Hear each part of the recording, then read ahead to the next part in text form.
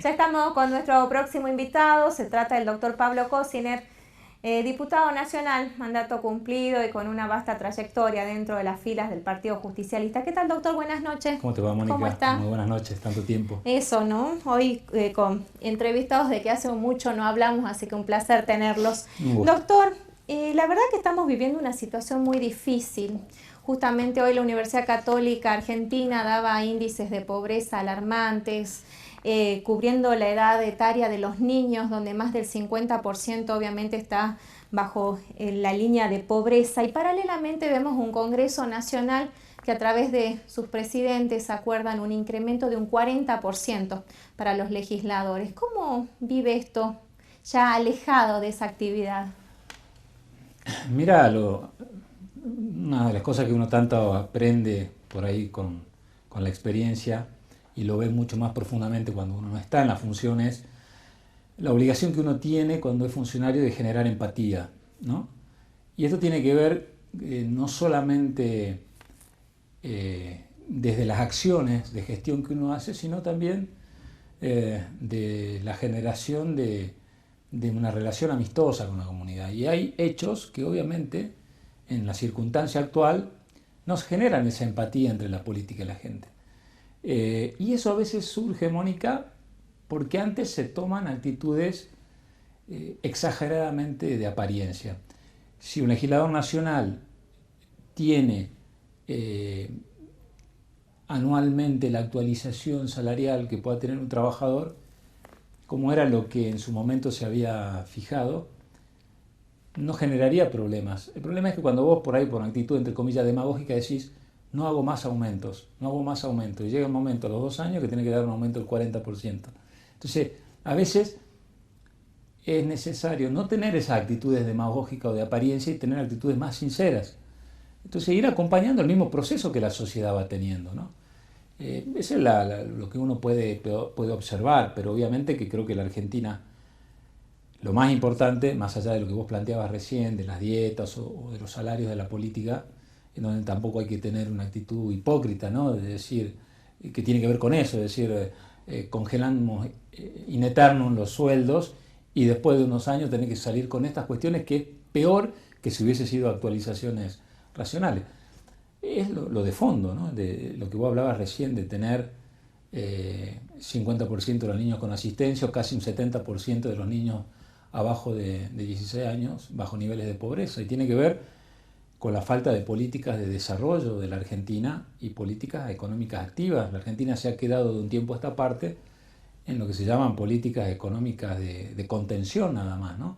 Que tiene que ver con políticas de asistencia, pero no políticas que logren emancipar a aquella persona que está en una difícil situación económica que en algún momento no necesite más la ayuda del Estado. Y eso es lo que creo falta en la Argentina hace tiempo, discutir una política económica de desarrollo y de desarrollo con equidad y que le dé a todos la posibilidad de mejorar, no que haya cada vez más franja de gente que dependa de un plan asistencial para poder sobrevivir y que no tenga la posibilidad de salir de esa situación. Eso es lo de fondo de la Argentina de hoy. Ahora, en esto que usted hablaba, ¿no? De la empatía que debiera generar la clase política para con la gente, nosotros vamos a asistir a un proceso de elecciones el próximo 15 de agosto, donde justamente hemos visto que ya ni siquiera existen los partidos políticos, personas sin pertenencia ni conocimiento a un lineamiento político partido forman parte de una lista que hoy ni siquiera sabe quién es su presidente, quiénes la integran. ¿Qué ha pasado dentro de lo que ha sido la política en Salta para que esto hoy ocurra? Bueno, ha pasado de que, a ver, primero es el gran tema que tiene que discutir desde el punto de vista de la organización política, porque hay otros temas que son mucho más importantes en la provincia y que tienen que ver con La el modelo gente. de provincia, ¿no? Del desarrollo industrial, de darle valor agregado a los productos, de la generación de empleo genuino. Pero desde el punto de vista de la política, el sistema político que vamos a crear para Salta hoy tiene, me animo a decir, destruido su sistema político. Una cosa es la democracia formal de ir a votar cada 2 años y otra cosa es cómo se organiza el sistema político. Tenemos partidos debilitados, no tenemos selección de candidatos democrática interna de los partidos. Eso para mí ha sido la clave de lo que estamos viviendo hoy. Como no hubo un sistema de selección democrática de los candidatos en cada partido, el que quiere ser candidato busca el partido que le pueda permitir ser candidato, porque hoy en Salta, para ser candidato a un partido tenés que llevarte bien con el que tenga la lapicera en cada partido para que te ponga la lista, porque al no haber paso y no haber internas abiertas, la gente ha quedado afuera del proceso de selección de candidatos. Cuando la gente vaya a votar en las próximas elecciones y se pare frente a la máquina, se va a dar con una grilla de candidatos ya impuesta en donde no tuvo la posibilidad de participar en esa preselección, ¿no? Ahora, esta destrucción a la que usted hace referencia no se la podemos atribuir solamente a esta etapa del proceso. Esto viene de hace muchísimo tiempo. ¿A dónde lo remonta usted? No, yo creo que tiene mucho que ver en la decisión de suspender las pasos sin establecer el proceso de selección interna. Es un problema de la provincia, digamos. Sí, sí, totalmente. ¿Del gobernador? No es del gobernador, personalmente el gobernador, es un problema de todo el sistema político. Parecía, creo que la dirigencia política de Salta también tiene que mirarse hacia adentro, pues sería muy fácil echarle la culpa a una persona. Creo que, yo no coincido con que se haya suspendido las pasos sin haber determinado otro proceso de selección interna. Si las pasos no se podían hacer por determinadas circunstancias, creo que los partidos políticos, ahí ya es responsabilidad de los partidos, tenían que haber previsto democráticamente la selección de sus candidatos. Entonces, ¿qué pasa? Entonces, el que quiere ser candidato hoy tiene que recurrir a cualquier partido que le permita hacerlo sin tener la posibilidad de tener una compulsa democrática. Ahora, eso también depende de la dirigencia política de Salta, si quiere tener pertenencia a un partido, si no quiere, si vale más las personas, si vale un proyecto. Creo que uno ve en Salta, yo no soy tan generoso de decir esto pasa en todos los lugares. Yo he tenido la posibilidad de recorrer toda la Argentina por la función política, por haber presidido un interbloque que manejaba relación con todas las provincias. Hay provincias donde pasan y otras donde no pasa. ¿Esto va a tener un costo político en el sistema en cuanto a la representación que podamos tener como ciudadanos? Yo creo que ya lo estamos viendo y ojalá que no se profundice, porque yo veo en Salta hoy mucho esfuerzo en el acceso al poder y poco esfuerzo en rendir cuenta de la gestión que se hace desde los cargos que se ocupan, ¿sí? Entonces, vos ves nombres y apellidos, candidato a... Primero ves nombre y apellido, no ves ni de qué partido ni de candidato a qué cosas son. Es que ahora la elección nos lleva a buscar personas, no partidos. Bueno, pero la persona tiene que responder a un proyecto que vos le propongas a la gente. Yo creo que lo que tiene que revisar la política de Salta es el contenido de las candidaturas. O sea, cada candidatura debe tener un contenido de una propuesta. En Salta hay muchas cosas para discutir, desde el ámbito municipal, de la organización de los recursos, un nuevo esquema municipal más moderno, cómo se brindan los servicios de manera eficiente, hasta a nivel provincial, qué modelo de provincia vos querés, si vas a confrontar el agro con la industria, si vas a buscar un sistema integrado. ¿Y cree que no estamos discutiendo esas cosas? No, dame vos alguien que haya hablado de eso. No, creo que no, lamentablemente no. Creo que hasta ahora...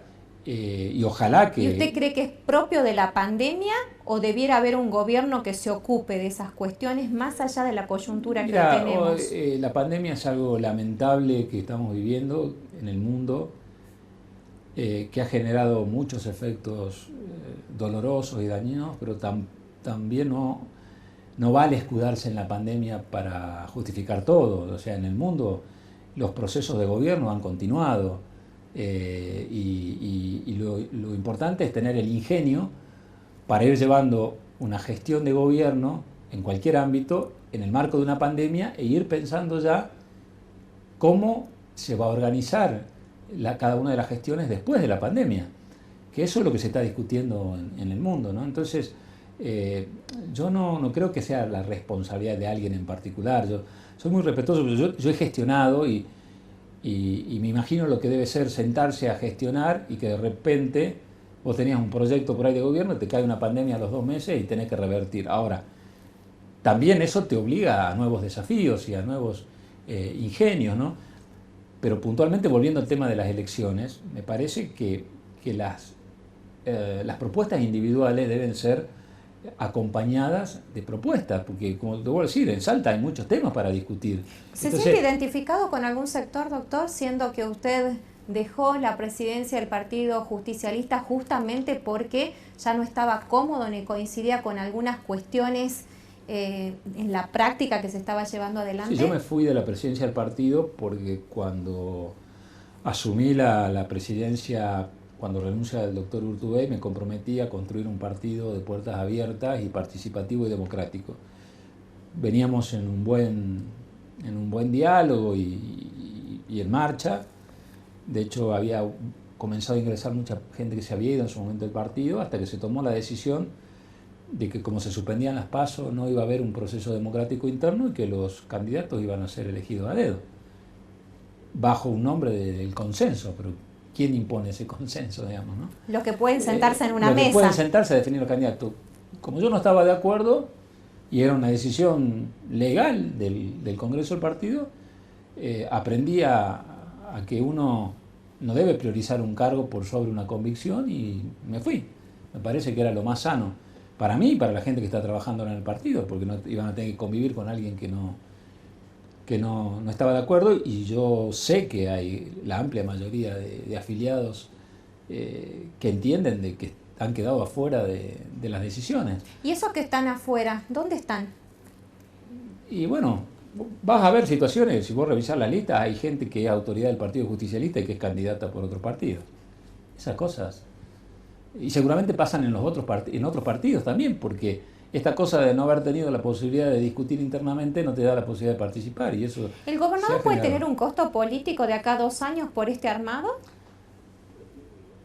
No, yo no. A ver, yo lo separo al gobernador del tema del PJ, porque la verdad que yo tuve una charla con él en su momento y él me dijo que no iba a participar de la realidad interna del partido. Sí creo, vuelvo a decir, que él lo sabe, porque lo he hablado con la gente de su gabinete, yo no estaba de acuerdo en suspender las PASO, porque creo que era un proceso democrático. Por ahí hubiese modificado la ley, yo creo que había que sacarle el carácter obligatorio y que el partido que tenía una sola lista no haga PASO. Con eso vos creo que desinflabas mucho. O sea, si un partido tenía una sola lista, no hacía falta hacer PASO y sacarle el carácter obligatorio y obviamente ponerle la fecha de acuerdo a la pandemia. Ahora, para no dejar, me parece importante la pregunta, es ¿con quién me siento representado? Yo no me corrí del lugar donde estuve. Yo en el 2019 aposté a construir un espacio político por fuera de la grieta, por fuera de la polarización, que creo que es la que está destruyendo e inmovilizando la capacidad de salir adelante de la Argentina, y sigo en el mismo lugar. El día que la sociedad esté preparada para recibir, creo yo, una propuesta política que no responda a la confrontación y que pueda convocar a la unidad de los salteños y de los argentinos, bueno, ahí estaré.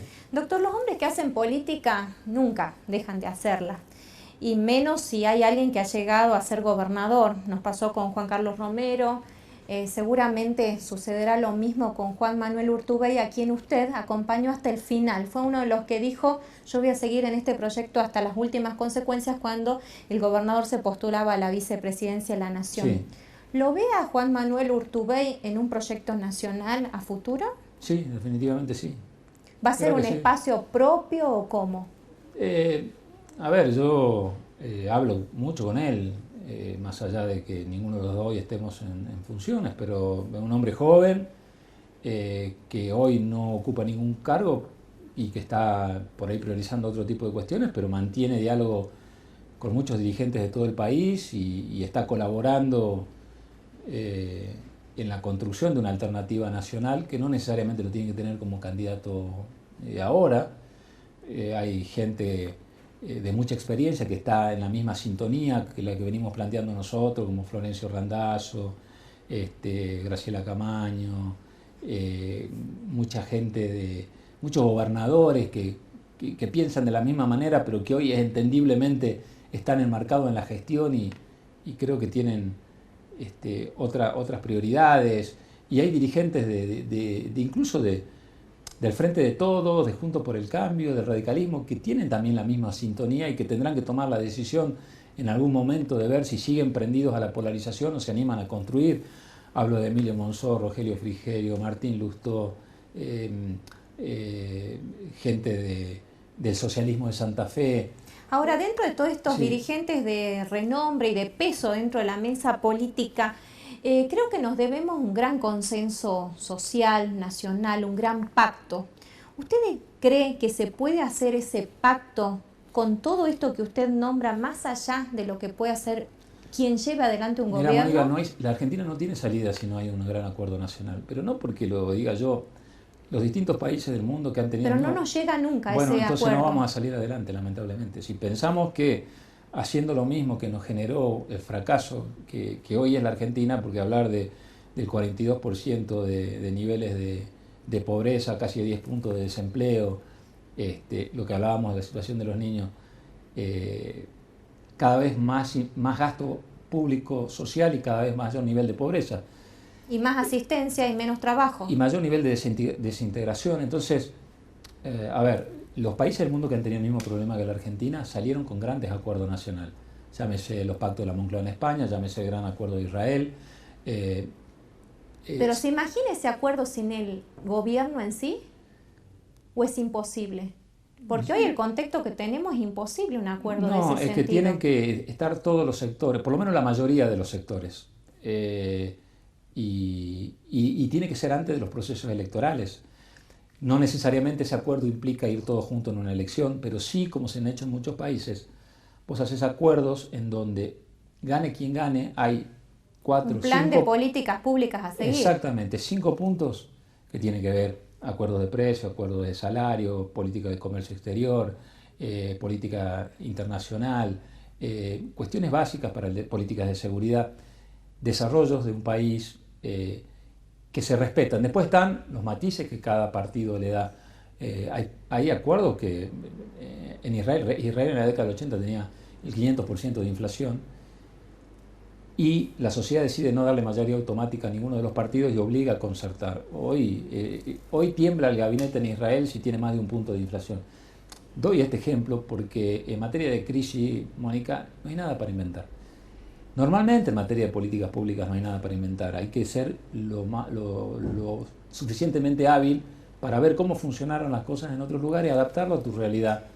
Ahora, sí creo que la Argentina no tiene salida si no hay un gran acuerdo nacional. Es imposible que tirando de la soga, con la tensión que se tira permanentemente, la Argentina salga adelante. Doctor, no quiero que se vaya sin una pregunta que es fundamental y fue noticia en las últimas horas, y fue que un juez del sur del país avaló que los jubilados cobren de acuerdo al acuerdo que había hecho Macri en cuanto al enganche de la inflación. Tema que en su momento... que fue bastante polémico y bueno, ahora el gobierno nacional cuando asume tira por la borda y pone una nueva ley. ¿Qué va a significar esto? Bueno, el tiempo va poniendo las cosas en su lugar. En el año 2000, fin del 2017, comienzo del 2018, que fue esa famosa sesión con toneladas de piedra en el Congreso, nuestro interbloque, que respondía a los gobernadores, avala el enganche de las jubilaciones con la inflación. Nos han tildado de todo. Hoy este juez está diciendo que hay que aplicar esa ley, porque la ley que desenganchó las jubilaciones de la inflación genera un daño a los jubilados. Cuando nosotros decíamos que en su momento que era la garantía en un país tan inestable que las jubilaciones estén enganchadas con la inflación, nos dijeron de todo. Bueno, hoy el tiempo dio la razón. Eso es lo que pasa en la Argentina con la grieta, con la polarización. Ahora, para que esto se aplique legalmente, esto sienta jurisprudencia, obviamente, para aplicar inmediatamente en esa provincia, ¿qué debiera hacerse a nivel nacional? Inmediatamente van a entrar un montón de amparos. Van a entrar y va a ir a la corte y ahí se resolverá la aplicabilidad para todo el Doctor, país. un placer tenerlo esta noche. Muchas gracias a vos. Tiempo de pausa, ya volvemos.